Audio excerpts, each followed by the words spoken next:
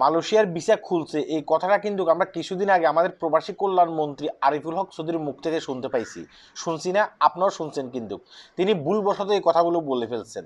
পরবর্তীতে তিনি স্বীকার না করলেও কিন্তু একটা নোটিশের মাধ্যমে বলে দেওয়া হয়েছে যে আপনারা যারা মালয়েশিয়াতে যেতে আগ্রহী আপনারা কোনো এজেন্সির কাছে টাকা পয়সা জমা দেবেন না, এটা বলে দিছে।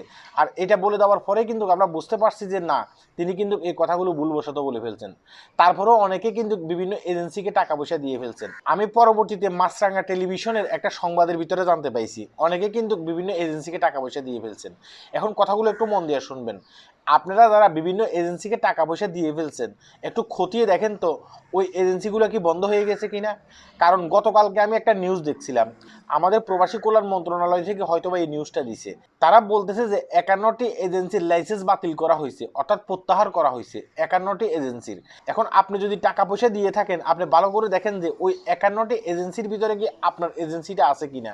আমি সত্য বলতেছি, এটা আপনার জন্য খুবই কাজে লাগবে যদি আপনি টাকা পয়সা দিয়ে ফেলেন।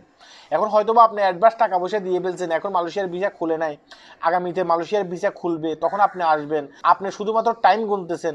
এখন যে এজেন্সি বাতিল হয়ে গেছে হয়তোবা এই বিষয়টা আপনি জানেন না, তাই বলছি এটা একটু খতিয়ে দেখেন আপনার এজেন্সিকে বন্ধ করে দেওয়া হয়েছে কিনা। দেখেন আমাদের প্রবাসী কল্যাণ মন্ত্রণালয় থেকে বলা হয়েছে যে অতীতে দেখা গেছে কি বিগত সরকারের আমলে সরকারের দেখা গেছে কিছু মন্ত্রী মিনিস্টাররা তারা এজেন্সি খুলে বসছে, সেই এজেন্সির মাধ্যমে মালয়েশিয়াতে কিন্তু লোক পাঠানো হয়েছে। যেখানে দেখা গেছে কি 95,000 টাকা লাগতো, যেখানে দেখা গেছে কি 1 লাখ টাকা লাগতো, সেখানে তারা 5 থেকে 6 লক্ষ টাকা নিছে। নামার পরে দেখা গেছে কি তারা মালয়েশিয়াতে লোক পাঠাইছে ঠিক আছে, কিন্তু এই লোকগুলাকে কাজ দিতে পারে নাই, এই লোকগুলাকে রুমের ভিতরে বন্দি করে রাখছে। পরবর্তীতে এই লোকগুলোর অনেকগুলো ক্রাইসিস শুরু হয়েছে, সেটা নিয়ে কিন্তু আমি নিজেও ভিডিও করছিলাম। এই লোকগুলো অনেক ক্ষেত্রে খানা ঠিকমতো খাইতে পারে নাই, ঠিকমতো কাজ পায় নাই, রাস্তার ফুটপাতে ঘুমাইছে। এই ধরনের কিন্তু অনেক লোক কিন্তু মালয়েশিয়াতে এখন পর্যন্ত আছে। তাই এই দৃশ্যগুলো কিন্তু মালয়েশিয়ার সরকারের নজরে আসছে। আসার পরে মালয়েশিয়ার সরকার কি করছে, অন্যান্য দেশ থেকে লোক আনলেও বাংলাদেশ থেকে কিন্তু তারা লোক আনে নাই। কেন বাংলাদেশ থেকে লোক আনে নাই? তারা জানে যে বাংলাদেশ থেকে যেসব লোক আমরা আনতেছি এইসব লোকগুলো কোনো না কোনোভাবে প্রতারিত হয়ে মালয়েশিয়াতে আসছে, আর মালয়েশিয়াতে আসার পরে এইসব লোকগুলো কোনো কাজ কাম পায়নি। এখন আমরা যে আগামীতে বাংলাদেশ থেকে লোক আনবো, এটা হচ্ছে মালয়েশিয়ান গভর্নমেন্টের কথা আর কি। আমরা যে আগামীতে বাংলাদেশ থেকে লোক আনবো, আমরা চাই যে ভালো রিক্রুটিং এজেন্সির মাধ্যমে লোক আসুক।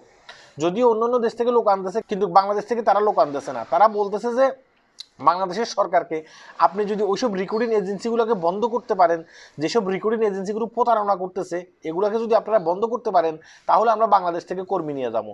এবং কি কর্মী যে আসবে সে কর্মীরা যেন কম টাকার মাধ্যমে আসতে পারে। তারই ধারাবাহিকতা কি করতেছে আমাদের বাংলাদেশের প্রবাসী কল্যাণ মন্ত্রণালয় কিছু কিছু এজেন্সি বন্ধ করে দিচ্ছে। কোন এজেন্সিগুলো বন্ধ করতেছে? যে এজেন্সিগুলো অতীতে শ্রমিকদের সাথে প্রতারণা করছে ওই এজেন্সিগুলো বন্ধ করে দিচ্ছে। ঠিক আছে, আরো কিছু এজেন্সি বন্ধ করবে। তাই আমি আপনাকে বলতেছি যে আপনি যদি কোনো এজেন্সিকে টাকা দিয়ে থাকেন তাহলে আপনি খতিয়ে দেখেন আপনি কোন এজেন্সিকে টাকা দিয়েছেন, সেই এজেন্সি কি বন্ধ হয়ে গেছে কিনা, নাকি আগামীতে আরো এজেন্সি বন্ধ করবে তার ভিতরে আপনার এজেন্সিটাও বন্ধ হয়ে যেতে পারে। তাই টাকা পয়সা দেওয়ার আগে একটু চিন্তা ভাবনা করে টাকা পয়সা দেবেন। আজকে বাংলাদেশের বিভিন্ন পত্র পত্রিকাতে আসতেছে প্রায় 51টি এজেন্সি বন্ধ হয়ে গেছে। সবাই ভালো থাকবেন, ভিডিওটি শেয়ার করবেন। এটি একটি গুরুত্বপূর্ণ ভিডিও ছিল। আল্লাহ হাফেজ।